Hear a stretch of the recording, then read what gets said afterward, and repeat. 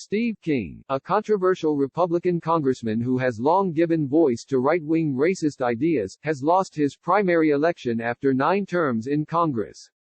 Mr. King, who was removed from his congressional committee assignments last year for statements apparently expressing sympathy for white supremacy, was defeated by Iowa State Senator Randy Feenstra, whom Republicans regard as a safer bet in November given Mr. King's extremism.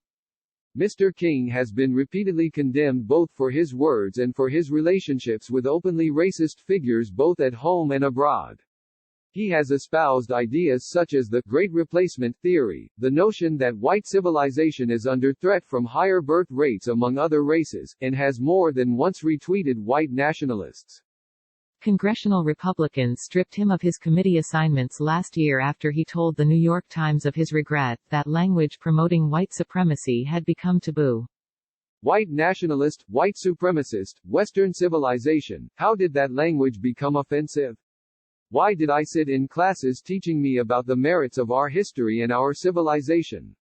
Among his favored counterparts abroad is the Netherlands' Geert Wilders, whose Islamophobia and intense opposition set him apart among most prominent European leaders. Tweeting his support for Mr. Wilders in 2017, Mr. King wrote, "Wilders understands that culture and demographics are our destiny.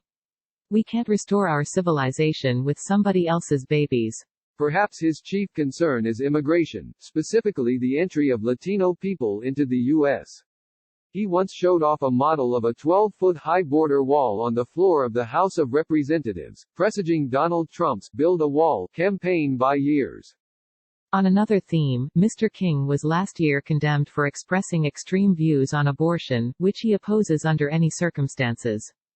What if we went back through all the family trees and just pulled out anyone who was a product of rape or incest? He told a conservative club meeting in Iowa. Would there be any population of the world left if we did that? It's not the baby's fault for the sin of the father, or of the mother.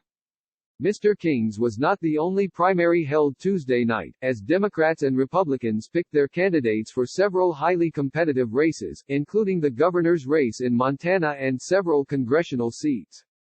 Among the highest-profile races, the Iowa Senate primary saw the Democrats choose Teresa Greenfield to fight incumbent Republican incumbent Joni Ernst. Meanwhile, in the Democratic contest in New Mexico's 3rd Congressional District, former CIA agent Valerie Plame lost to progressive Teresa Leger Fernandez.